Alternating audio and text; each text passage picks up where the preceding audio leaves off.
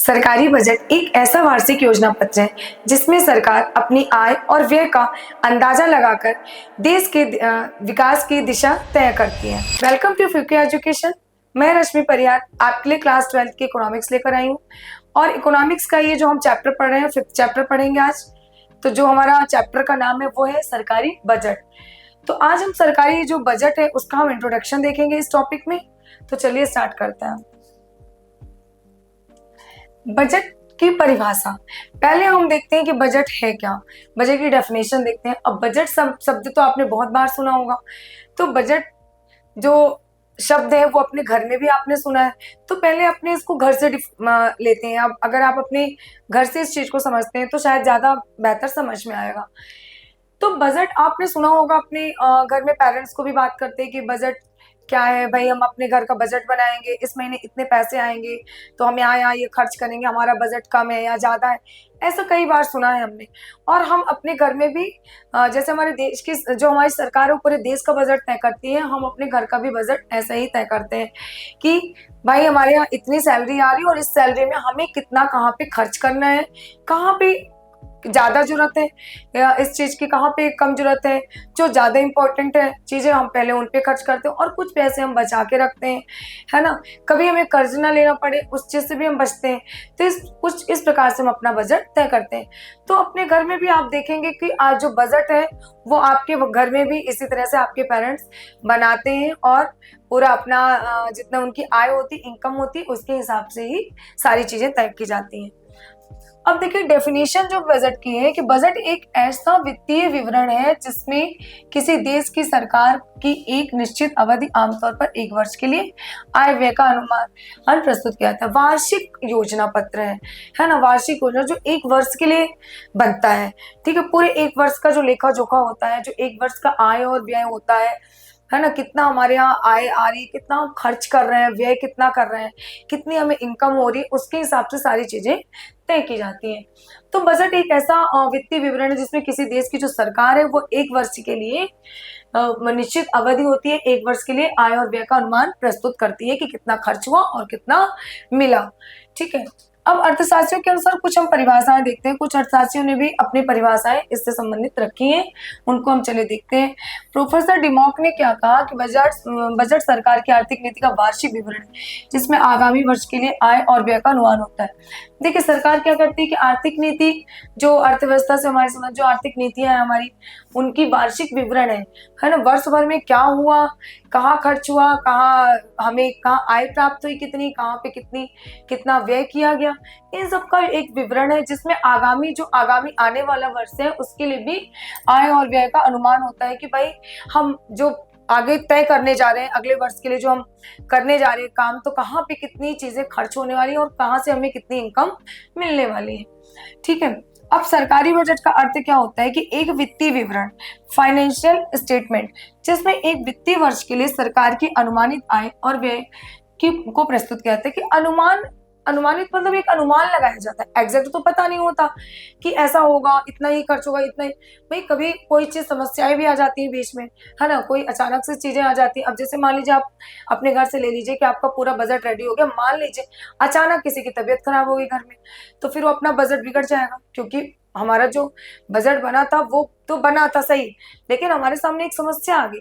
अब हमें जो अपना बजट है, हमें पैसे जो है वहां पे ज्यादा खर्च करने होंगे, तो आपका बजट वहीं पे गड़बड़ हो गया। कहीं आपका सिलेक्शन हो गया, कहीं आपकी फीस बढ़ गई, तो ये सारी चीजें अचानक से जब समस्याएं होती है तो इन सब में एग्जैक्ट हमें कुछ पता नहीं होता। तो एक वित्तीय वर्ष के लिए सरकार की अनुमानित आय जो होती है, सरकार ने जो अनुमान लगाया और जो व्यय करने का अनुमान लगाया, वो सब प्रस्तुत किया जाता है।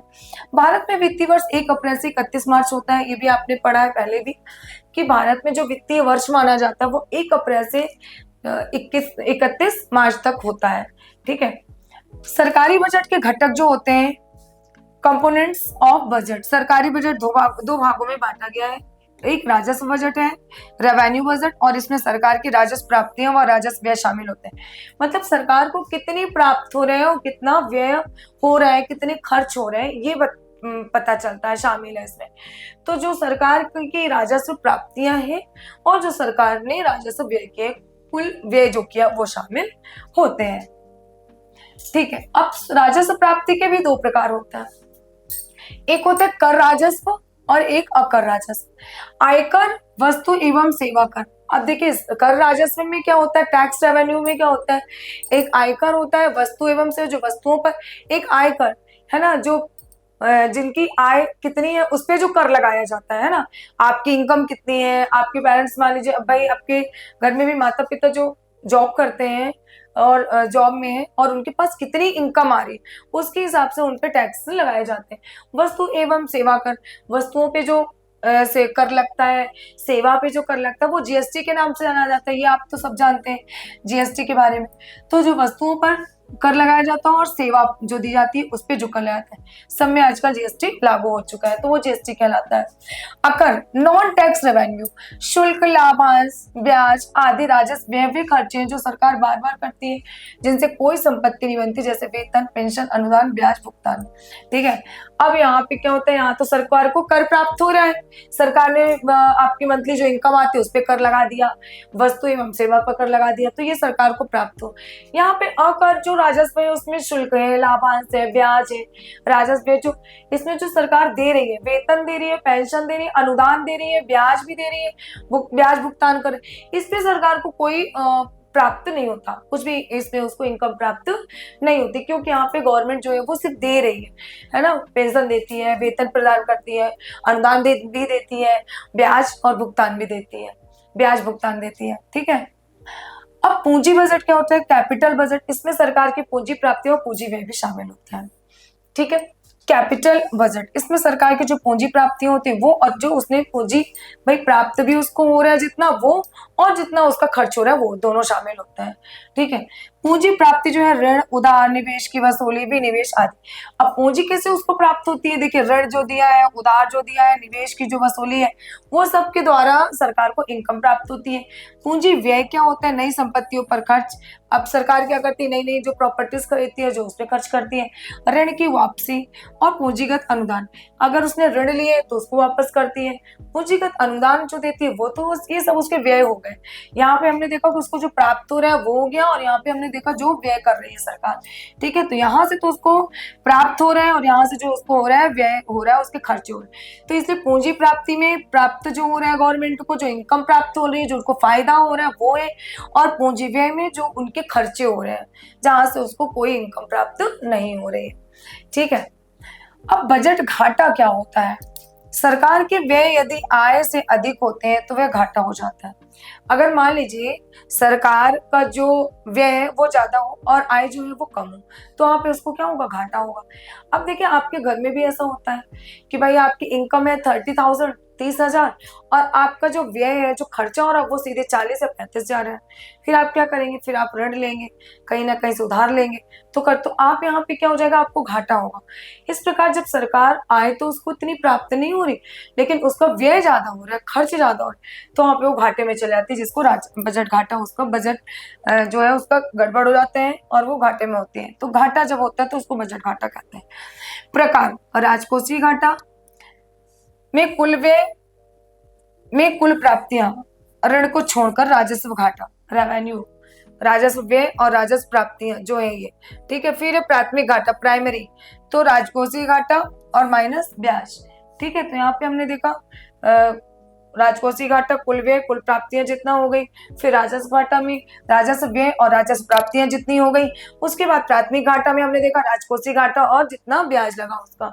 ठीक है, तो ये तीन कंडीशन यहाँ पे हो रही है कि राजकोषीय घाटा जो हो गया कुल व्यय में माइनस कुल प्राप्तियां, फिर ऋण को छोड़कर, जो उसने जो ऋण है वो उसको छोड़कर बस। उसके बाद राजस्व घाटा में हमने देखा रेवेन्यू में राजस्व व्यय और राजस्व प्राप्तियां, है ना, राजस्व व्यय में माइनस कर दिया राजस्व प्राप्तियां को। फिर प्राथमिक घाटा हो गया, उसमें राजकोषीय घाटा और माइनस ब्याज, जितना ब्याज लगा। अब बजट के कुछ उद्देश्य है, ऑब्जेक्टिव्स ऑफ बजट। बजट के क्या उद्देश्य है, तो हम देखते हैं कि आय और व्यय का अनुमान लगाना। अब बजट तो है, पर बजट क्यों बनाया जाता है, बजट के उद्देश्य क्या होते हैं, किस लिए बजट बनाया जाता है, इसका काम करने का उद्देश्य क्या होता है। अब आपके यहाँ भी यही होता है, भाई बजट बन तो रहा है पर बजट किस उद्देश्य से बनाया जा रहा है। चलिए तो देखते हैं कि आय और व्यय का अनुमान लगाना, सरकार को कितनी आय मिल रही है, कितना उसका खर्चा हो रहा है, इन सब चीज का अनुमान लगाना। सरकार या संस्थाओं के एक निश्चित अवधि, आमतौर पर एक वर्ष में होने वाली जितनी भी आय और व्यय उनका पूर्वानुमान करना, पहले से ही अनुमान करना, पूर्व में ही अनुमान लगा लेना कि आगे यहाँ पे ये आय हमें प्राप्त होगी और यहाँ पे इतने व्यय लगे, इतने हमारे खर्चे होंगे और इतनी हमें इनकम प्राप्त होगी। ठीक है। संसाधनों का उचित वितरण, सीमित संसाधनों को विभिन्न योजनाओं, विभागों और आवश्यकताओं से संतुलित रूप से बांटना। सीमित संसाधन, अब देखिए हमारे पास संसाधन कैसे बहुत सीमित है, संसाधनों का हमारे पास अभाव है। अब विभिन्न योजनाएं और विभाग और आवश्यकताओं को संतुलित, अब इन संसाधनों को हम किस प्रकार से डिवाइड करें, किस प्रकार से हम वितरण करें, किस प्रकार से हम बांटें कि जो योजनाएं हैं, विभाग है और आवश्यकताओं में को हम संतुलित कर सकें। सभी को हम संतुलन में मतलब संसाधनों को कुछ इस प्रकार बांटना कि उसका संतुलन बने रहे, सबको समान रूप से उसका जो है उसका जो मतलब फायदा है वो मिल सके। ठीक है। तो इस प्रकार से वितरण होना चाहिए। आर्थिक स्थिरता बनाए रखना, महंगाई, बेरोजगारी और मंदी जैसी आर्थिक समस्याओं को नियंत्रित करना। देखिए आर्थिक स्थिरता किस प्रकार बनाए रखना कि महंगाई है बहुत, बेरोजगारी है और मंदी जैसी समस्या जब आ जाती है तो ऐसी समस्याओं को भी नियंत्रित करना ये बजट का उद्देश्य होता है। बजट इसलिए, जैसे मान लीजिए कि बहुत महंगाई आ गई तो उसके लिए भी बजट, हमारे पास जो बजट इसलिए बनता है, बेरोजगारी आ गई तो सरकार फिर वहां पे अपना खर्च करती है। अब हमारे देश में मंदी जैसा कोई दौर आ गया भाई कि बहुत ज्यादा मंदी आ गई, तो ऐसी जब आर्थिक समस्याएं हमारे देश में उत्पन्न होती है तो सरकार फिर वहां पे अपने उसको नियंत्रित करती है। इसलिए बजट को तैयार किया जाता है। जैसे आपके घर में भी जब हम पैसे सेव रखते हैं तो उसको क्या करते हैं, जब हमारे पास कोई आर्थिक समस्या आती है, हमारे घर में कोई परेशानी अचानक से आ जाती है, हमारे कोई ऐसी बड़ी सी समस्या आ जाती है अचानक, तो फिर उस समय हमारा वो जो पैसा बजट में हमने रखा है, सेव करके रखा है, वो हमारे काम आता है। इसी प्रकार सरकार भी इसीलिए बजट तय करती है कि कभी हमारे देश में ऐसी समस्याएं आ गई तो हम उन समस्याओं से किस प्रकार से निपटे, किस प्रकार से उन समस्याओं को नियंत्रित करें। इसलिए वो बजट को तैयार करती है। महंगाई, बेरोजगारी और मंदी जैसी बहुत सी समस्याओं को कंट्रोल करती है। सामाजिक न्याय सुनिश्चित करना, समाज के गरीबी, पिछड़े और वंचित वर्गों के उत्थान हेतु योजनाओं में धन का प्रावधान करना। सामाजिक न्याय जो है वो करना, किस प्रकार से समाज में न्याय किया जाए। समाज के जो गरीब वर्ग के लोग हैं, पिछड़े हैं, जो वंचित वर्ग हैं, जो मतलब बहुत सी चीजों से भी वंचित हैं, उनको वो चीजें नहीं मिल पा रही, उनको सारी सुविधाएं देश समाज में नहीं मिल पा रही, उन वर्गों के उत्थान हेतु, उन वर्गों को उत्थान हेतु कुछ योजनाओं में धन का प्रावधान है कि ऐसे लोगों के लिए कुछ धन हमने सेव करके रखा है और जब भी जरूरत पड़े तो हम ऐसे वर्गों में बांटे धन को, उनके उत्थान के लिए, उनके विकास के लिए। समाज में जो गरीब लोग हैं, पिछड़े लोग हैं और वंचित ऐसे लोगों को किस प्रकार से सहायता करना, तो कुछ धन उनके लिए भी सेव रखा जाता है। विकास को प्रोत्साहन करना, शिक्षा, स्वास्थ्य, कृषि, उद्योग, ढांचा निर्माण आदि क्षेत्रों में निवास कर विकास दर को बढ़ाना। अब विकास को किस प्रकार से प्रोत्साहित किया जाए, यह सरकार इसलिए भी बजट तैयार करती है कि हम शिक्षा पर कितना खर्च करें, स्वास्थ्य पर कितना खर्च करें, कृषि पर, उद्योग पर और ढांचा निर्माण किस प्रकार। तो ये सारी चीजों का ध्यान किसको रखना है, सरकार को। अब सरकार इसलिए ही बजट तय करती है भाई कि ऐसी समस्याओं से निपटना, आर्थिक क्षेत्रों में किस प्रकार से निवेश करना, ये सब विकास दर को हम किस प्रकार से बढ़ा सकते हैं अपने देश में। तो विकास को ज्यादा से ज्यादा बढ़ाना, विकास को ज्यादा से ज्यादा प्रोत्साहित करना है ना, जिससे हमारे देश का और विकास हो। तो शिक्षा, स्वास्थ्य, कृषि ऐसी चीजों पर उसको ज्यादा से ज्यादा व्यय करना। ठीक है। अब राजकोषीय अनुशासन बनाए रखना, अनावश्यक खर्चों पर रोक लगाकर वित्तीय अनुशासन बनाए रखना। सरकार क्या करती है कि भाई अनावश्यक खर्चे ना हो, जो जरूरत की चीजें वहीं पे खर्चा किया जाए, फालतू में पैसे को बर्बाद ना किया जाए। जहां समझ में आता है कि भाई यहीं पे जरूरत है, यहाँ शिक्षा की बहुत जरूरत है, यहाँ स्वास्थ्य की बहुत जरूरत है, तो वहीं पे पैसों को खर्च किया जाए, अनावश्यक रूप से उसका दुरुपयोग ना किया जाए। बजट में सरकार की भूमिका क्या होती है, role of government in budget. अब बजट में सरकार क्या करती है, देखिए सरकारी बजट केवल आय व्यय का लेखा जोखा नहीं है, बल्कि ये देश की अर्थव्यवस्था को दिशा देने का महत्वपूर्ण साधन। सरकार बजट केवल आय और व्यय का लेखा जोखा नहीं करती, बल्कि ये देश की अर्थव्यवस्था को दिशा देने का भी काम करती है। हमारी अर्थव्यवस्था को दिशा मतलब एक राह दिखाने का काम करती है, किस दिशा में अर्थव्यवस्था को ले जाना है जिससे हमारे देश का ज्यादा से ज्यादा विकास हो सके। तो ये आय व्यय का लेखा जोखा तो करती है, इतना ही काम नहीं करती, बल्कि ये देश की अर्थव्यवस्था को भी एक नई दिशा प्रदान करती है। सरकार इसमें कई भूमिकाएं निभाती है। देखिए, आय और व्यय का निर्धारण करती है। सरकार कर, शुल्क, उधार आदि से आय प्राप्त करती है और विकास योजनाओं, रक्षा, शिक्षा, स्वास्थ्य आदि पर व्यय का निर्धारण करती है। ठीक है, तो आय और व्यय का निर्धारण भी करती है सरकार। कर लगाती है, शुल्क लेती है, उधार आदि से आय प्राप्त करती है और विकास योजनाओं, रक्षा, शिक्षा, स्वास्थ्य आदि पर। देखिए, सरकार करती क्या है कि सरकार कुछ तो शुल्क लगाती है, कर लगाती है, उधार देती है। अब जब ये सब देती है, उससे उसको क्या होता है, आय प्राप्त होती है। सरकार को कर के रूप में आय प्राप्त होती है, शुल्क लगाती है उसके रूप में आय प्राप्त होती है, उधार देती है उसके रूप में आय प्राप्त होती है। अब जब ये आय उसको प्राप्त होती है तो वो करती क्या है, फिर वो विकास योजनाओं, बहुत सारी ऐसी योजनाएं, विकास योजनाएं चलाई है, शिक्षा पर, स्वास्थ्य पर आदि पर वो उस आय को व्यय करती है, मतलब उस आय को खर्च करती है। ठीक है, आर्थिक विकास को बढ़ावा देना। बजट के माध्यम से सरकार कृषि, उद्योग, अवसंरचना, विज्ञान और तकनीकी जैसे क्षेत्रों में निवेश कर आर्थिक वृद्धि को प्रोत्साहित करती है, आर्थिक विकास को बढ़ावा देती है। अब बजट के माध्यम से सरकार क्या करती है, कृषि है, उद्योग है, विज्ञान, तकनीकी है, जो नई नई टेक्नोलॉजी हमारे देश में लाना, कृषि को और अच्छा बनाना, नए नए उद्योगों, औद्योगिकरण करना, नए नए उद्योगों को खोलना जिससे लाखों लोगों को रोजगार मिल सके। सरकार कृषि पर बहुत फोकस कर रही है, किसानों को बहुत सी ऐसी फैसिलिटी दे रही है, बहुत सी ऐसी सुविधाएं दे रही है जिससे उनकी कृषि को और अच्छा किया जा सके। ठीक है, कृषकों को भी वो कुछ पैसे साल भर में प्रदान करती है, किसानों को उनके बैंक में डायरेक्टली भेज देती है। तकनीकी जैसे नई नई टेक्नोलॉजी लाना और आदि क्षेत्रों में निवेश करना भी आर्थिक वृद्धि को प्रोत्साहित करता है। ये सब चीजें हमारी आर्थिक वृद्धि को प्रोत्साहित करती हैं, हमारे देश की आर्थिक वृद्धि को बढ़ाती है। ठीक है, अब सामाजिक न्याय की स्थापना। सरकार बजट में गरीबी उन्मूलन, रोजगार योजनाएं, शिक्षा व स्वास्थ्य जैसी कल्याणकारी योजनाओं हेतु धन आवंटित करती है ताकि समाज के कमजोर वर्गों को लाभ मिल सके, सामाजिक न्याय हो सके। सरकार क्या करती है कि गरीबी उन्मूलन, रोजगार योजनाएं देती है, शिक्षा, स्वास्थ्य जैसी कल्याणकारी योजनाएं चलाती है। अच्छा, शिक्षा पे वो बहुत सारी योजनाएं बना रही है कि किस तरह से ज्यादा हमारे देश की जनता को शिक्षित किया जा सके, कोई भी शिक्षा के क्षेत्र में पीछे ना रहे, स्वास्थ्य सभी को अच्छा मिल सके। इसलिए उन्होंने गरीबों के लिए नई नई योजनाएं बनाई है कि भाई उनको कम पैसे में या फिर निःशुल्क उपचार की सुविधा दी गई है ना। रोजगार भी उनको बहुत ऐसे शिविर लगाए जाते हैं, बहुत सी ऐसे रोजगार प्रदान किए जाते हैं जिससे ज्यादा से ज्यादा लोगों को रोजगार मिल सके। कल्याणकारी योजना मतलब कि हमारे देश के कल्याण के लिए, हमारे समाज के जो हमारे व्यक्ति हैं उनके कल्याण के लिए नई नई योजनाएं बनाना और धन को आवंटित करना, बांटना, ताकि समाज के जो कमजोर वर्ग हैं उनको लाभ मिल सके। जो हमारे देश के समाज के कमजोर वर्ग हैं, जो पीछे रह चुके हैं, जिनका विकास नहीं हो पाया है, उनको आगे लाना, उनको इसका लाभ मिल सके। साधनों का संतुलित वितरण।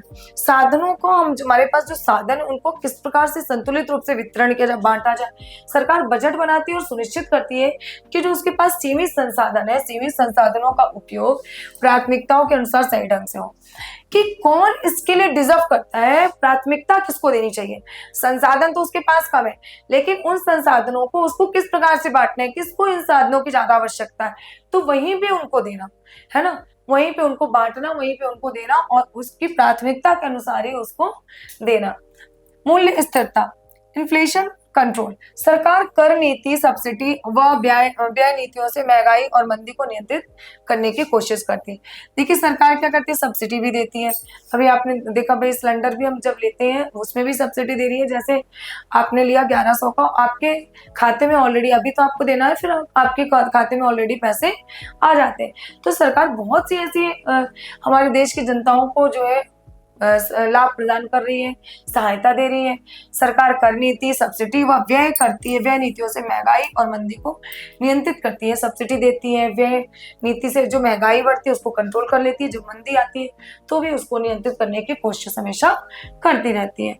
मूल्य स्थिरता, जिससे कि बना रहे, है ना, मूल्य में ना बहुत ज्यादा महंगाई आ जाए ना बहुत ज्यादा घाटा आ जाए, तो इसको किस प्रकार से स्थिर करना है ये सरकार तय करती है। ठीक है, इसलिए सरकार ने सब्सिडी भी देना चालू कर दिया कि चलो भाई बहुत ज्यादा लोड ना पड़े, तो सरकार ने एक ये भी काम कर दिया। तो इस प्रकार से कभी कभी सरकार ने बहुत सारी ऐसी योजनाएं भी बनाई जिससे जनता पे हमारे ज्यादा लोड ना पड़े और महंगाई ज्यादा बढ़ जाए तो उसको नियंत्रित कर लेती है, और अगर मंदी भी आ जाती है तो भी वो इसको कंट्रोल करती है। रोजगार सृजन, बजट में विभिन्न योजनाओं परियोजनाओं से रोजगार के नए अवसर प्रदान करने का कार्य भी सरकार करती है। देखिए, बजट में जो विभिन्न योजनाएं हैं और परियोजनाएं हैं, जो उनसे परियोजना से जो रोजगार के नए नए अवसर लोगों को मिलते हैं, पैदा करने का कार्य भी सरकार करती है।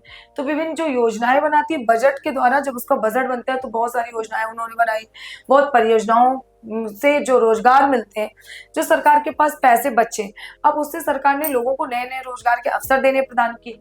अब नए नए अवसर प्रदान करने का कार्य कौन करता है? सरकार करती है, वो बजट के थ्रू ही करती है। सार्वजनिक उत्तरदायी, बजट जनता को बताता है कि सरकार उनकी दी हुई कर राशि का उपयोग कहाँ और कैसे करती है। देखिए, सरकार उनसे कर तो लेती है, लेकिन वो कर उनके लिए, उनके विकास के लिए भी यूज करती है। तो यही बजट जो है जनता को ये बताना चाह रहा है कि सरकार को जो वो जनता जो कर देती है, तो उस कर राशि का सरकार कहाँ खर्च करती है, क्या कहाँ कौन सा काम करवा रही है, हमारे देश के विकास में कहाँ योगदान दे रही है उन राशियों का। तो इस प्रकार से हमने देखा कि सार्वजनिक उत्तरदायित्व का भी कार्य करती है सरकार। तो सरकार की जो एक भूमिका है बजट में, वो क्या होती है? मिश्रित अर्थव्यवस्था और निजी अर्थव्यवस्था, इसको हम देखते हैं थोड़ा कि निजी अर्थव्यवस्था क्या और मिश्रित अर्थव्यवस्था, इसके बारे में पहले भी आपने पढ़ा है। प्राइवेट इकोनॉमी, इसमें उत्पादन, वितरण, उपभोग और सभी आर्थिक गतिविधियों व्यक्तियों और निजी संस्थाओं द्वारा की जाती है। यहाँ लाभ कमाना मुख्य उद्देश्य होता है, सरकार की भूमिका बहुत कम होती है। देखिए, निजी अर्थव्यवस्था जैसे हम नाम से स्पष्ट हो रहा है, निजी, प्राइवेट। प्राइवेट में क्या होता है कि सरकार की रोल जो है वो बहुत कम होता है, सरकार की जो भूमिका होती है बहुत कम होती है, क्योंकि निजी लोगों का होता है। इसमें उत्पादन, वितरण, उपभोग सभी आर्थिक गतिविधियां जो व्यक्ति और निजी संस्थाओं द्वारा किया, इसमें जितना भी हमने वितरण पढ़ा, उत्पादन पढ़ा, उपभोग पढ़ा, ये जो जितनी भी आर्थिक गतिविधियां हो रही है, ये सब निजी व्यक्ति करते हैं ना, उनकी कुछ प्राइवेट संस्थाएं हैं, उनके द्वारा कहता है, और इनका उद्देश्य होता है, क्या होता है? लाभ कमाना। और सरकार की भूमिका यहाँ पे बहुत कम होती है। अब ये तो अपना लाभ कमाना चाहते हैं ना, प्राइवेट का उद्देश्य क्या होता है? अपना लाभ कमाना, ठीक है। सरकार की भूमिका इसमें बहुत कम होती है। निजी पूंजीपति, उद्योगपति उत्पादन के साधनों पर नियंत्रण रखते हैं। निजी अर्थव्यवस्था में क्या होता है कि जो निजी उद्योगपति होते हैं और जो उद्योग उत्पादन के साधनों पर नियंत्रण रखते हैं। उद्योगपति जो होते हैं वो क्या करते हैं कि उत्पादन के जो साधन है उन पर ही अपना नियंत्रण उन्हीं का रहता है। उदाहरण के लिए अमेरिका पूंजीवादी प्रणाली का प्रभाव, अमेरिका में जो है पूंजीवादी प्रणाली है। विशेषताएं इसकी क्या है? उत्पादन के साधनों का निजी स्वामित्व, प्रतिस्पर्धा पर आधारित व्यवस्था, लाभ अधिकतम करने की प्रवृत्ति, उपभोक्ता की पसंद को महत्व देना, सरकारी हस्तक्षेप बहुत सीमित होता है, इसको महत्व दे। देखिए, विशेषता है कि उत्पादन के साधन जो है उनका निजी स्वामित्व होता है उसमें, है ना। जो उत्पादन के साधन है इसमें निजी लोगों का पर्सनल, मतलब उनका खुद का स्वामित्व होता है, वो खुद उसके मालिक होते हैं। प्रतिस्पर्धा पर आधारित व्यवस्था, ये प्रतिस्पर्धा से कंपटीशन बहुत होता है, क्योंकि निजी लोग हैं और इनका सबका उद्देश्य होता है लाभ कमाना, सब अपना अपना लाभ ज्यादा से ज्यादा करना चाहते हैं। लाभ को अधिकतम प्रवृत्ति, अब यहाँ पे जैसे आपने देखा कि लाभ अधिकतम करने की प्रवृत्ति, कि लाभ को ज्यादा से ज्यादा किस लिए कैसे किया जाए, यही सब में कॉम्पिटिशन बना रहता है। उपभोक्ता की पसंद को महत्व, उपभोक्ता क्या चाहती है, उपभोक्ता की क्या पसंद है, उपभोक्ता की डिमांड क्या है, उस पर इनका फोकस होता है कि उपभोक्ता की पसंद के अनुसार वो चीजों को बनाएंगे जिससे कि उनको ज्यादा से ज्यादा लाभ मिले। सरकारी हस्तक्षेप बहुत सीमित होता है, उसको कम महत्व दिया जाता है, इसमें सरकार का कोई रोल नहीं होता, बहुत कम रोल होता है। भारत में 1947 के बाद से मिश्रित अर्थव्यवस्था लागू की गई थी। कब की गई थी? 1947, जब हमारा देश आजाद हो चुका था, उसके बाद से भारत में मिश्रित अर्थव्यवस्था लागू की गई थी। विशेषता, उत्पादन के साधनों पर सरकार और निजी क्षेत्र दोनों का नियंत्रण होता है। निजी क्षेत्र लाभ कमाने का काम करता है, लेकिन सरकारी नियमों से नियंत्रित होता है। मतलब सरकार अपना नियंत्रण रखती है, तुम लाभ तो कमाओ, निजी लोगों को इतनी छूट है कि आप लाभ कमाइए, लेकिन एक नियंत्रण में रह के, एक दायरे में रहकर। तो सरकार का थोड़ा सा सीमित रोल होता है, पर होता है। सरकार कुछ नियमों के आधार पर ही उन्हें ये इतनी छूट देती है, ठीक है। उत्पादन के साधन पर सरकार और निजी क्षेत्र दोनों का ही नियंत्रण रहता है। सरकार भी अपना समय समय पर नियंत्रण करती है और निजी क्षेत्र भी, दोनों ही अपना समय समय पर नियंत्रण करते रहते हैं। प्रतिस्पर्धा और सरकारी योजना दोनों का संतुलन बना, प्रतिस्पर्धा और जो सरकारी योजना है दोनों का जो है संतुलन बना रहे।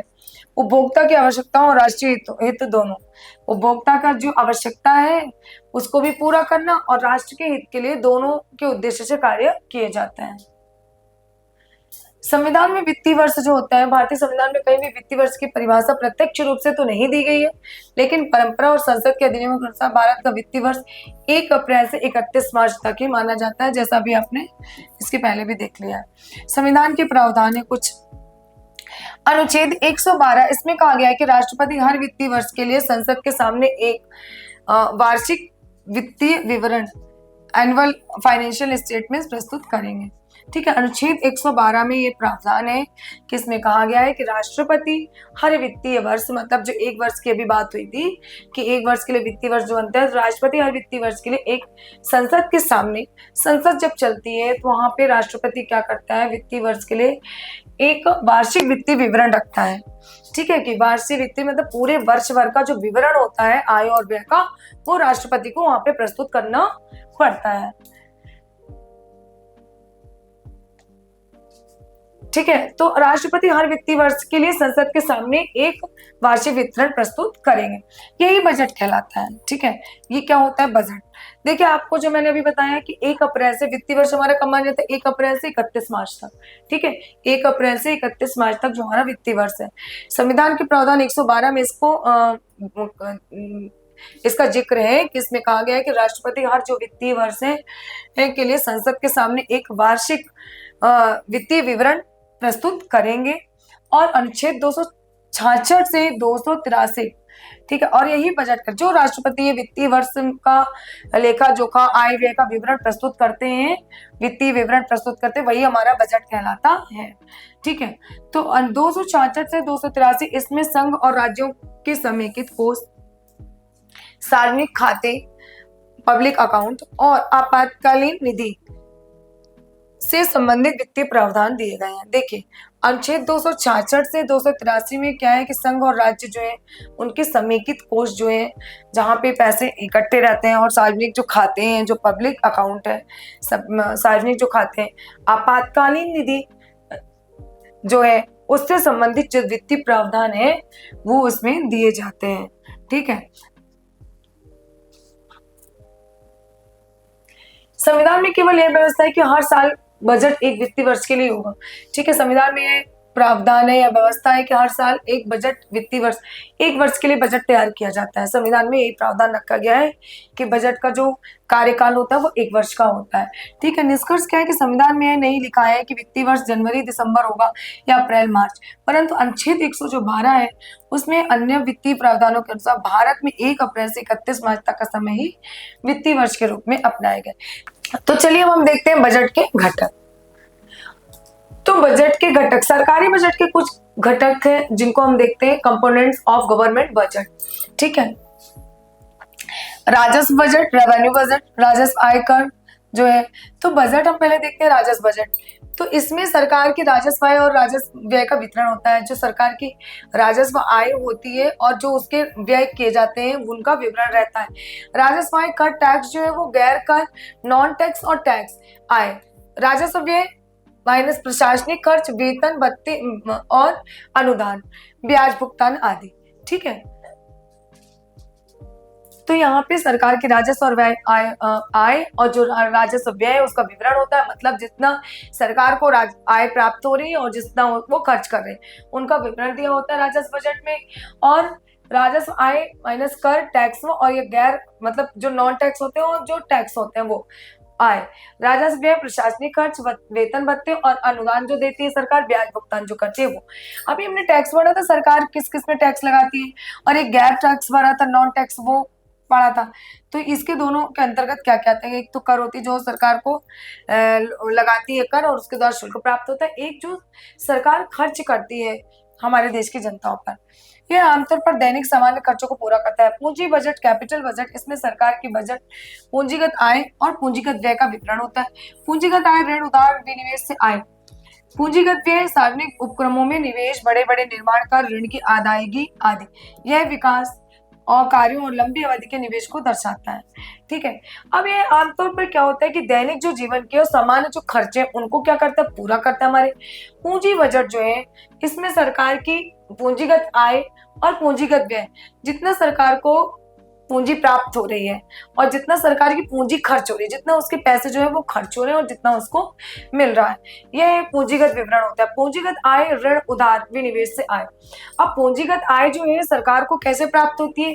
ऋण के द्वारा सरकार को प्राप्त होती है, सरकार ने जो उधार पैसे दिए जनता को उससे होती है। विनिवेश जो करती है सरकार ने, तो उससे प्राप्त जो आय होती है वो पूंजीगत आय होती है। ठीक है, इसके बाद पूंजीगत जो व्यय होता है वो क्या होता है? सार्वजनिक उपक्रमों में निवास।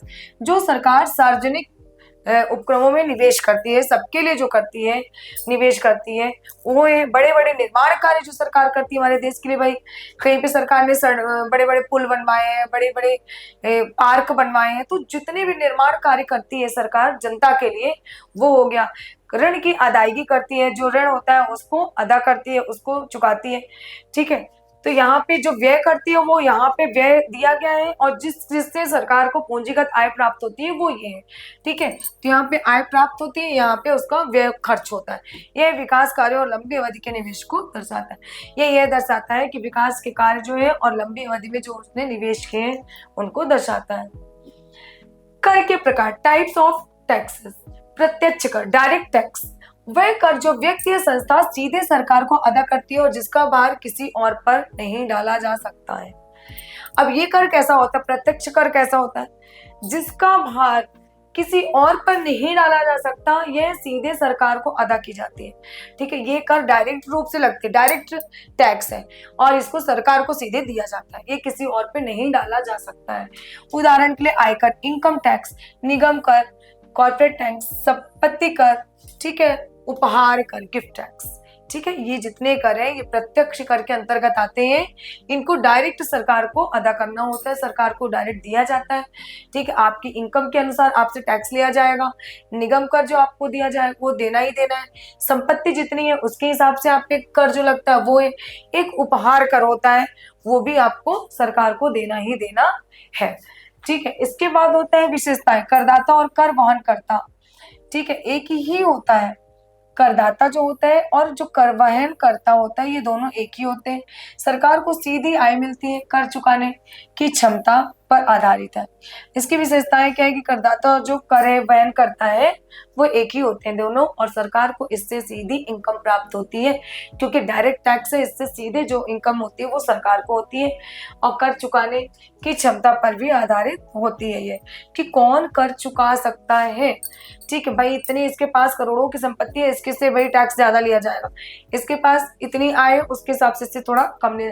तो इस प्रकार से उनकी संपत्ति को देखते हुए, उनकी इनकम को देखते हुए कर लगाया जाता है। अप्रत्यक्ष कर एक इनडायरेक्ट टैक्स जो है, वह कर जो किसी वस्तु या सेवा के मूल्य जुड़ाता है और अंततः उपभोक्ता इसे चुकाता है। कर का भुगतान व्यापारी करता है, लेकिन भार उपभोक्ता पर भी डाल देता है। ठीक है, ये जो इनडायरेक्ट टैक्स है वह कर जो किसी वस्तु या सेवा के मूल्य, जैसे मान लीजिए बहुत सी वस्तुएं जो हम खरीदते हैं, बहुत सी सेवाएं जो हम लेते हैं, उनपे जोड़ा जाता है। ये होता तो इनडायरेक्ट है ना, इसमें डायरेक्टली सरकार को नहीं दिया जाता, पर इसमें जो टैक्स लगता है वो उपभोक्ता इसे चुकाता है। अब हमें भी चुकाना पड़ता है इनडायरेक्ट रूप में, लेकिन हमें पता नहीं होता है। और भुगतान जो व्यापारी करता है, व्यापारी भी इसका भुगतान करता है और भार किस पे डालता है? उपभोक्ता पे डाल देता है। ठीक है, भुगतान कौन करता है? व्यापारी करता है, लेकिन उसका कुछ भार जो है उपभोक्ता पर डाल देता है। उपभोक्ता तो भाई सामान खरीदेगा ही, सेवाएं लेगा ही।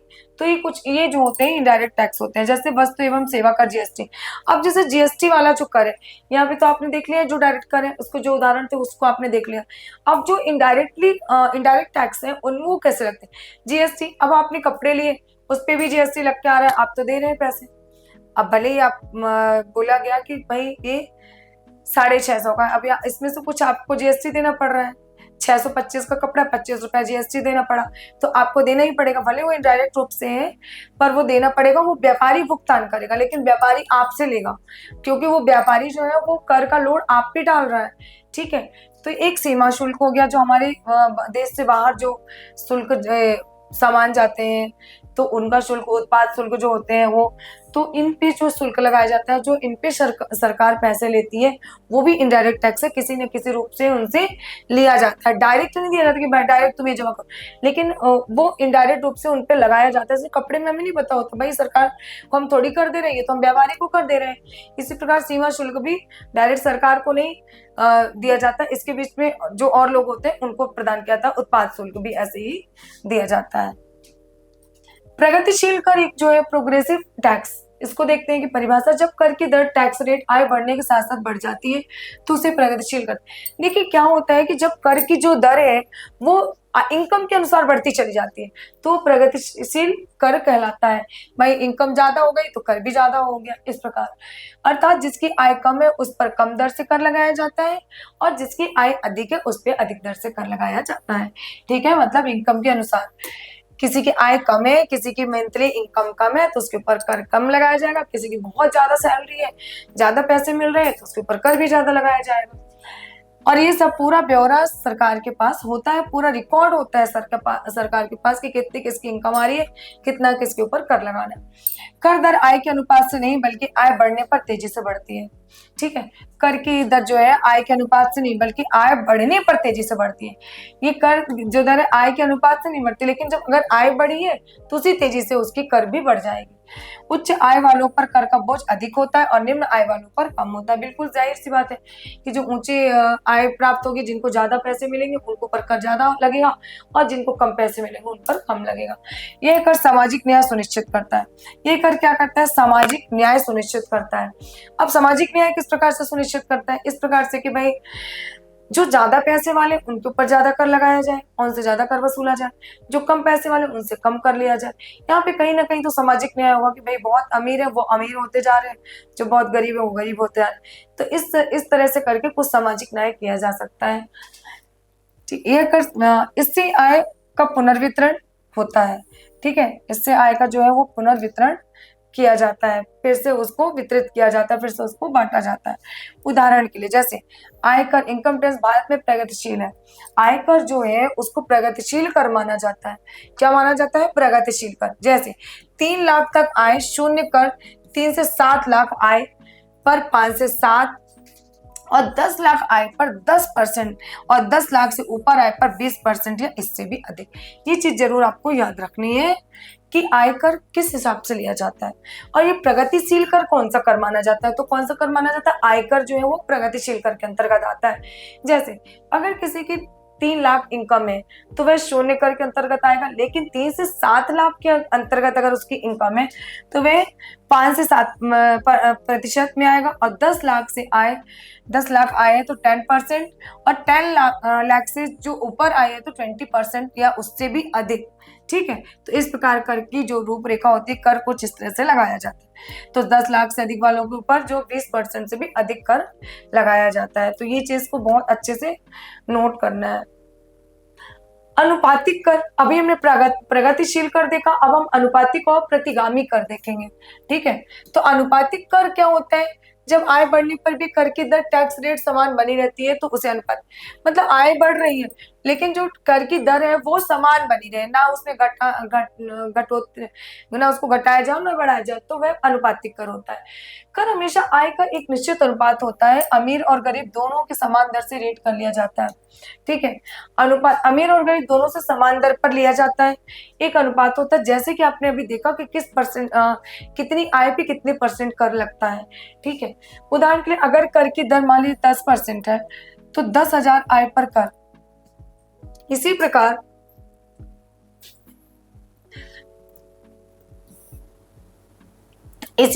यहाँ पे अगर हमने देखा कि अगर 10% है तो 10,000 आय पर कर लगेगा। इसी प्रकार यहाँ पे हम देख रहे हैं कि जैसे जैसे अगर दर बढ़ती जा रही है वैसे वैसे कर जो है वो बढ़ता जा रहा है। आय पर कर यहाँ पे कितना हो गया? सबसे ज्यादा। तो इस प्रकार जो कर की दर है वो एक अनुपात में निश्चित है, अनुपात के हिसाब से ही लिया जाता है और गरीब और अमीर दोनों पे समान रूप से रहता है। बस फर्क इतना है कि उनकी इनकम के अनुसार लिया जाता है और कितने अनुपात में लिया जाए वो तय होता है। यहाँ पे 1,000 50,000 आय पर कर लग गया। ठीक है, यहाँ पे 1 लाख हो गया, यहाँ पे 5,000। तो इस प्रकार से प्रतिगामी कर जो हमारा एक है, जब आय बढ़ने पर कर की दर घटती है। अब यहाँ पे हमने देखा कि जब आय बढ़ने पर भी कर की दर क्या होती है? समान रहती है। तो ये समानुपातिक कर होता है, आनुपातिक कर, कि कर की दर तो बढ़ रही है जबकि आय बढ़ रही है, लेकिन जो बढ़ने पर भी कर की दर जो है वो समान रहे, वो आनुपातिक होता है। लेकिन प्रतिगामी क्या होता है कि जब आय तो बढ़ती है, आय बढ़ने पर कर की दर क्या होती है, घट जाती है। आय बढ़े और जो कर की दर घट जाती है, गरीबों पर अपेक्षाकृत अधिक बोझ पड़ता है, तो उसे प्रतिगामी कर कहते हैं। कि जब आय तो बढ़े और उसकी बढ़ने पर कर की दर जो होती है वो घट जाती है, यह गरीबों पर अपेक्षाकृत अधिक होता है और उसे प्रतिगामी कर कहते हैं। क्योंकि देखिए क्या होता है कि गरीबों को और गरीब नहीं करना है ना, गरीबों को और ऊपर लाना है कि गरीबों से भाई हम इतना कर वसूलों को धीरे धीरे और गरीब हो जाए, तो ऐसा नहीं। तो आय बढ़ने पर जब कर की दर घटती है, और यह अपेक्षाकृत किसके साथ होता है, गरीबों के साथ होता है, और यह इसका बोझ जो है गरीबों पर पड़ता है, तो उसे प्रतिगामी कर कहते हैं। इसमें गरीब पर कर का बोझ ज्यादा होता है और अमीर पर कम। यह सामाजिक न्याय के विपरीत है। अब देखिए इसमें क्या हो जाता है, इसमें भाई आय बढ़ी तो जो गरीब है तो वो क्या करेंगे भाई, कर जो देंगे तो उनके ऊपर तो ज्यादा बोझ हो जाएगा, उनको ज्यादा कर देना पड़ेगा, तो भाई ज्यादा से ज्यादा अपना आय से कर ही दे देंगे, तो फिर वो क्या करेंगे, वो उनके ऊपर इसका बहुत ज्यादा बोझ हो जाएगा और अमीर पर यह कम होगा। यह सामाजिक न्याय के थोड़ा विपरीत है, क्योंकि यहाँ पे गरीब फिर और ही गरीब हो जाएंगे। परोक्ष कर जो होता है, इनडायरेक्ट कर, जैसे जीएसटी, उत्पाद शुल्क, सीमा शुल्क, गरीब और अमीर दोनों वस्तुओं और सेवाओं पर समान दर से कर देना पड़ता है। देखिए जीएसटी है, सीमा शुल्क है, इस पे ये नहीं होता कि गरीब है और अमीर है। भाई कपड़ा लेने गए हम मार्केट में, तो हमने मार्केट में कपड़े के अलावा भी बहुत सारे एग्जाम्पल है आपके पास, कोई भी सामान लेके आए उसमें जीएसटी लगा है, तो चाहे वो गरीब व्यक्ति हो तो उसको तो पैसे देने ही पड़ेंगे। भाई शक्कर इतने की है तो इतने ही रुपए उसको देने पड़ेंगे। वहां पे वो ये थोड़ी बोलेगा कि आप गरीब व्यक्ति हो तो आपको हम शक्कर कम रेट में दे दें, नहीं, वो जितना जीएसटी लग के आया है उसी रेट में उनको मिलेगा। तो ये दोनों पे बराबर पड़ रहा है, तो इससे गरीब पे ज्यादा इसका बोझ हो रहा है। अब पूंजी लेखा जोखा देखते हैं, कैपिटल अकाउंट। अंतरराष्ट्रीय अर्थशास्त्र में भुगतान संतुलन, बैलेंस ऑफ पेमेंट, बीओपी जिसका शॉर्ट नेम है बीओपी, बैलेंस ऑफ पेमेंट, के दो भाग होते हैं, चालू खाता और पूंजी लेखा जोखा। ठीक है, तो चालू लेखा जोखा होता है और एक पूंजी लेखा जोखा, एक करंट अकाउंट होता है और एक पूंजी लेखा कैपिटल अकाउंट। करंट अकाउंट क्या होता है, जिसमें भाई हम पैसे डालते हैं निकाल लेते हैं कभी भी, वो होता है। एक पूंजी लेखा जोखा होता है। अब पूंजी लेखा जोखा वह होता है जिसमें किसी भी देश के विदेशियों से आने वाली और विदेशों को जाने वाली पूंजी का लेखा जोखा रखा जाता है। पूंजी लेखा जोखा में क्या कहता है कि जो विदेशों से आ रहा है और जो विदेशों को जा रहा है उसका लेखा जोखा इसके अंतर्गत रखा जाता है। यह बताता है कि किसी वर्ष में देश के विदेशी पूंजी प्रवाह इनफ्लो और बहिर्वाह आउटफ्लो कितना हुआ है, मतलब कि हमारे देश में पूंजी का प्रवाह, पूंजी आई कितनी और पूंजी बाहर गई कितनी है ना। पूंजी प्रवाह जो है इनफ्लो मतलब हमारे देश में आई कितनी है और बाहर कितनी गई, आउटफ्लो कितना हुआ है। तो ये जो है बताता है कि किसी वर्ष में एक देश की विदेशी पूंजी कितनी हमारे देश में आई और कितनी बाहर गई है। मुख्य घटक जो होते हैं कंपोनेंट्स ऑफ कैपिटल अकाउंट, प्रत्यक्ष विदेशी निवेश, एफडीआई, फॉरेन डायरेक्ट इन्वेस्टमेंट, विदेशों से आने वाला या विदेशों को जाने वाला प्रत्यक्ष निवेश।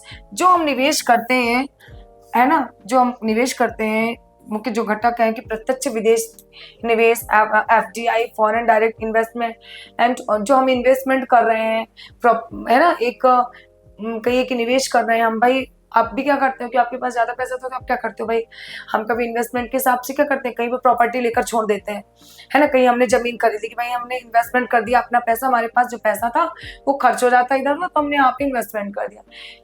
इसी प्रकार से विदेशों से जो आने वाला या विदेशों को जाने वाला जो एक प्रत्यक्ष निवेश, कि हम विदेशों से आने वाला जो हमारे विदेशी जो होते हैं इन्वेस्टमेंट करते हैं और वहां पे जो हम करते हैं वो। विदेशी संस्थागत निवेश, फॉरेन इन्वेस्टमेंट का ये है, विदेशी कंपनियां या बैंक द्वारा जो बॉन्ड निवेश होता है उसकी यहाँ पे बात हुई है कि जो विदेशी कंपनी द्वारा जो बॉन्ड भरे जाते हैं जो बैंकों द्वारा, वो और बॉन्ड निवेश के उन पे निवेश जो किया जाता है वो। ऋण एवं उधार, विदेशों से लिए गए ऋण या विदेशों को दिए गए ऋण। कभी कभी हम क्या कहते हैं, विदेशों से भाई ऋण ले लेते हैं, कभी कभी हम विदेशों की भी सहायता करते हैं, उनको भी ऋण देते हैं। विदेशी मुद्रा भंडार, विदेशी मुद्रा की खरीद बिक्री से जुड़ी प्रविष्टियां, विदेशी जो मुद्रा हम खरीदते हैं या उनको हम अपने देश की मुद्राएं बेचते हैं वो। अन्य पूंजी प्रवाह बैंकिंग पूंजी, अल्पकालिक जमा रिपोर्ट, पोर्टफोलियो निवेश इत्यादि। ठीक है, तो अन्य पूंजी प्रवाह जैसे बैंक पूंजी हो गई, अल्पकालिक जमा जो हो गई, पोर्टफोलियो जो निवेश होता है उस पे जो निवेश किया जाता है वो उस पे जो इन्वेस्टमेंट किया जाता है वो। पूंजी लेखा जोखा वह खाता है जिसमें किसी देश के विदेशी पूंजी का आगमन और निर्गमन का विवरण दर्ज होता है। पूंजी लेखा जोखा क्या कहलाता है कि देश में विदेशी पूंजी के आगमन और निर्गमन का लेखा जोखा, कि हमारे देश में विदेशी पूंजी कितनी आई और हमारे देश से विदेशों में पूंजी गई कितनी, इसका जो विवरण होता है वो पूंजी लेखा जोखा के अंतर्गत आता है। इसमें एफडीआई, एफएलएल, विदेशी ऋण और विदेशी मुद्रा भंडार जैसी प्रविष्टियां शामिल होती हैं। इसमें क्या शामिल होती है? विदेशी ऋण होते हैं जो विदेशों में ऋण दिए जाते हैं, विदेशी मुद्रा और भंडार जैसी जो प्रविष्टियां हैं उनको भी शामिल किया जाता है। पूंजीगत व्यय, कैपिटल और राजस्व व्यय, रेवेन्यू, ठीक है, इन दोनों को देखता है कि राजस्व में क्या होता है और पूंजी। राजस्व में वह खर्च है जो सरकार अपने दैनिक संचालन और सामान्य सेवाओं के लिए करती है। राजस्व में क्या होता है कि जब सरकार क्या करती है, वह खर्च जो सरकार अपने दैनिक संचालन जो उसकी डेली के है काम और सेवाओं के लिए जो करती है, इसका उद्देश्य होता है तत्काल लाभ या सेवा प्रदान करना। इसका उद्देश्य क्या होता है कि कोई भी मतलब कभी भी किसी भी इमरजेंसी में तुरंत कोई लाभ या सेवा प्रदान करना। वह खर्च आमतौर पर एक वित्तीय वर्ष में ही पूरी तरह से खर्च हो जाता है। यह खर्च क्या होता है कि एक वर्ष में ही पूरी तरह से खर्च हो जाता है। उदाहरण के लिए मान लीजिए कर्मचारियों का वेतन भत्ता, सरकारी कार्यकालों का संचालन, खर्च, सामाजिक कल्याण योजनाओं पर खर्च, ब्याज भुगतान। अब देखिए सरकार जो वेतन देती है वो तो हमेशा देगी भाई, हर महीने देगी वेतन। भत्ता जो देती है, सरकारी कार्यालयों का संचालन जो करती है वो भी, और सामाजिक जो कल्याण योजनाएं चलाती है समाज के लिए, हमारे समय समय पर वो कल्याणकारी योजनाएं बनाती है वो, आज इन सब पर जो भुगतान करती है ये राजस्व व्यय होता है उसका। ठीक है, इन सब पे जो भुगतान करती है वो राजस्व व्यय होता है जो सरकार अपनी जनता के ऊपर दैनिक मतलब कि डेली दैनिक क्या मतलब कि जो एक रेगुलरिटी में उसको करना पड़ता है कि हर महीने हमको भाई वेतन तो देनी है कर्मचारियों को, सरकारी भत्ता देना है, कार्यालयों का संचालन पे जो खर्च किया जाता है, सामाजिक कल्याणकारी जो योजनाएं बनती है समय समय पर, तो उन पे जो खर्च होता है, उन पे जो भुगतान किया जाता है वो राजस्व व्यय के अंतर्गत आता है। विशेषताएं, तुरंत लाभ के लिए खर्च किया जाता है, सरकारी संपत्ति में वृद्धि नहीं होती है, चालू खर्चों को पूरा होता है। तुरंत लाभ के लिए खर्च किया जाता है। ठीक है, तुरंत लाभ मिले इसके लिए खर्च किया जाता है। भाई वेतन जब मिलती है तो हम क्या करते हैं, भाई हम काम किए, हमें महीने वेतन मिल गए तो उससे लाभ मिल गया। सरकारी संपत्ति में वृद्धि नहीं होती है इससे, और चालू खर्चों को पूरा करता है, जो हमारे चालू खर्चे हैं दैनिक जीवन के उनको पूरा करता है। पूंजीगत व्यय, अब पूंजीगत व्यय देखते हैं, वह खर्च जो सरकार दीर्घकालीन लाभ और विकास के लिए करती है। पूंजीगत व्यय होता है जो सरकार दीर्घकालीन लाभ मतलब लंबे समय में जो लाभ मिले और विकास के लिए कार्य करती है। इसका उद्देश्य भविष्य में लाभ या आय उत्पन्न करना। इसका उद्देश्य क्या होता है कि भविष्य में हमें लाभ मिल सके और हम आय उत्पन्न कर सके, कि हम ऐसी कुछ योजनाएं ऐसे सब जगह सरकार खर्च करती है जैसे कि दीर्घ काल की अवधि हो, जो लंबे समय में लोगों को आगे भविष्य में चलकर लाभ मिल सके और आय उत्पन्न करना, और वो आय उत्पन्न कर सके कुछ ऐसे सरकार उनके लिए योजनाएं करती है या उनके विकास के लिए काम करती है। ऐसी जगह पे सरकार व्यय करती है। पूंजीगत, ऐसी पूंजीगत व्यय मतलब ऐसी पूंजी ऐसी जगह उनके लिए लगाती है जो उनको भविष्य में आगे चलकर उनको विकास में सहायता करे, उन्हें आय प्रदान करे। इसका उद्देश्य भविष्य में लाभ या आय उत्पन्न करना होता है। उसका उद्देश्य भी क्या होता है कि भविष्य में लोग आय प्राप्त कर सके और उन्हें लाभ मिल सके। यह खर्च अक्सर एक वर्ष से अधिक चलता है। यह खर्च कब चलता है? एक वर्ष से भी अधिक चलता है। उदाहरण के लिए मान लीजिए सड़क, पुल, अस्पताल, विद्यालय निर्माण, फैक्ट्री, उद्योग, निवेश, भूमि या भवन खरीद, सार्वजनिक उपक्रम में जो पूंजी निवेश करती है। अब देखिए पूंजी व्यय का यहाँ पे आ गया कि सरकार पूंजी व्यय कहाँ करती है ना। एक हमने राजस्व व्यय देखा, एक पूंजी व्यय देखा। अब देखिए क्या करती है सरकार, सड़क बना रही है, पुल बनवा रही, अस्पताल बनवा रही, विद्यालय बनवा रही, ये सब में सरकार की जो पूंजियां लगती हैं वो आगे चलकर आपको लाभ देती है ना। आज हमारी सड़क, हमने वहां नहीं जा रहे, चलो आज सरकार सड़क निर्माण का काम कर रही है, पुल बनवा रही, आगे भविष्य में वो सब हमारे काम आने वाली चीजें। सरकार अस्पताल बनवा रही, नए नए विद्यालय खुलवा रही है, उसमें सरकार की जो पूंजी लग रही है और वो जनता को आगे चलकर उससे लाभ मिलने वाला है। फैक्ट्रियां नई नई खुलवा रही है, भूमि खरीद रही है, निवेश कर रही है, भवन का निर्माण कर रही है, ठीक है, तो ये सब चीजों पे पूंजी जो व्यय करती है वो भविष्य के लाभ को देखते हुए करती है। विशेषताएं, दीर्घकालीन लाभ के लिए खर्च, सरकारी संपत्ति में वृद्धि होती है, विकासात्मक खर्चों को पूरा होता है। दीर्घकालीन लाभ के लिए कि लंबे समय में भविष्य में उनको लाभ मिले, सरकारी संपत्ति में और वृद्धि हो, सरकार भाई इतनी सारी भाई भूमि पे खर्च करेगी, भवन खरीदेगी, तो इससे हमारी जो गवर्नमेंट की संपत्ति है, सरकार की संपत्ति, उसमें वृद्धि होगी। विकासात्मक खर्चों को पूरा करना, विकास के लिए जो खर्चे हैं उनको पूरा करना। घाटे का बजट, जब किसी वर्ष में सरकार की खर्च उसकी आय राजस्व से अधिक हो जाती है तो यह घाटे का बजट हो जाता है। सरकार को अपनी आमदनी से ज्यादा क्या करना पड़ता है, खर्च करना पड़ता है। मतलब सरकार को जितनी आमदनी नहीं हो रही है, जितना उसको प्रॉफिट नहीं हो रहा है, उससे ज्यादा तो उसको खर्च करना पड़ता है, तो यहाँ पे बजट घाटे का बजट कहलाएगा। ठीक है, सामान्य शब्द में ऋणात्मक बजट, निगेटिव बजट भी कहा जाता है। अब देखिए, आपके मान लीजिए आपके घर में ऐसा होता है कि आपकी इनकम उतनी आ नहीं रही है और आपके खर्चे बहुत ज्यादा हो रहे हैं। 20,000 पेमेंट आ रही है, सीधे 25, 30, 40,000 आपका खर्चा जा रहा है, तो वहां पे आप घाटे में चले जाएंगे, तो वो आपका निगेटिव में चले जाएंगे। तो इसलिए घाटे का बजट या निगेटिव बजट भी कहा जाता है। घाटे का कारण क्या होता है कि विकास कार्यों पर ज्यादा खर्च हो गया, प्राकृतिक आपदा आ गई, युद्ध जैसी कोई परिस्थिति पैदा हो गई, भाई कभी हमारे देश में बाढ़ आ गया, सूखा आ गई, है ना, भूकंप आ गया, ऐसी बहुत सारी प्राकृतिक आपदाएं आती, युद्ध जैसी स्थिति उत्पन्न हो गई थी, जैसे अभी युद्ध 2 बार छिड़ा था उस टाइप से, और ऐसी परिस्थितियां पैदा हो गई, तो फिर हमें क्या करना पड़ता है ऐसी परिस्थितियों में। हमारे देश, हमारे जैसे अभी मैंने आपको बताया कि भाई आपके घर में अचानक से कोई समस्या उत्पन्न हो जाए, कहीं कोई बीमार पड़ जाए, कुछ और चीजें ऐसी हो जाए घर में, तो वो फिर उस समय क्या होगा, आपका बजट जो है वो गड़बड़ हो जाएगा, या बजट थोड़ा सा निगेटिव में चला जाएगा। तो इसी प्रकार से सरकार का भी चलता है। सरकार के पास भी जैसे कोई अचानक से ऐसी समस्याएं आती हैं, तो फिर उनका जो बजट है वो निगेटिव में चला जाता है, तो ये घाटे का बजट कहलाता है। ठीक है, सरकार की भूमिका, घाटे को पूरा करने के लिए सरकार ऋण ले सकती है, बॉन्ड जारी करना और बैंक से उधार लेना। अब सरकार के पास घाटा जब स्थिति उत्पन्न होती है तो क्या करती है सरकार, ऋण लेती है, बॉन्ड जारी कर देती है, या फिर बैंक से उधार भी लेती है। तो बैंक से उधार कर लेने के बाद और बॉन्ड भी जारी करती है, इसके बाद जो है इस घाटे को इस तरह से वो पूरा करती है। ठीक है, भाई आपके पास पैसे, मान लीजिए मंथली इनकम 20,000 है और आपको जो खर्चे आपके बहुत ज्यादा 30 है, अब क्या करेंगे उसको, आप तो भाई ज्यादा ऋणात्मक में चले गए, या फिर आपका खर्चा ज्यादा हो गया, आमदनी है नहीं उतनी, तो आप क्या करेंगे कि आप फिर किसी से उधार लेंगे, ऋण लेंगे, तो फिर आप अपना काम करेंगे। ठीक है, इसी प्रकार सरकार भी करती है। कभी कभी सरकार कर बढ़ाकर भी घाटा कम करती है, कभी कभी सरकार क्या करती है, कर बढ़ा देती है। अब घाटे को किस प्रकार से कवर किया जाए, तो क्या करती है, कर को बढ़ा देती है। ठीक है, उदाहरण के लिए अगर सरकार की आय 90,000 करोड़ है लेकिन खर्च कितना है 1 लाख, तो 1 करोड़ है, तो घाटा 10,000 करोड़ होगा। ठीक है, तो घाटा कितना होगा, 10,000 करोड़। अब इनकम बहुत कम है, खर्चे ज्यादा है, तो घाटा उसको 10,000 करोड़ का हो गया, तब उसको किसी तरह से तो कवर करना पड़ेगा, तो सरकार भाई कर लगाएगी, ऋण लेगी, उधार लेगी, इस प्रकार से वो इस चीज को कवर करेगी। तो फिर सरकार क्या करेगी, इस प्रकार से इन सब चीजों को कवर करेगी।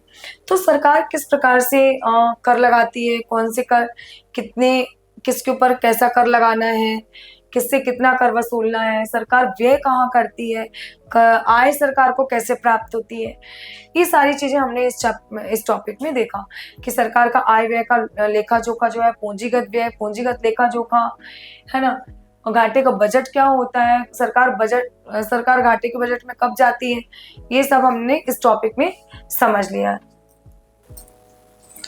तो आज का ये टॉपिक हमारा यहीं पे एंड होता है।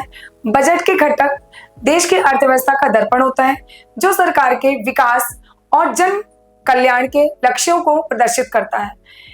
तो आज का ये वीडियो आपको कैसा लगा, अगर वीडियो अच्छा लगा है तो वीडियो को लाइक, शेयर एंड सब्सक्राइब करना ना भूलें। बने रहिए फ्यूकी एजुकेशन के साथ, मिलते हैं नेक्स्ट टॉपिक में। Thank you.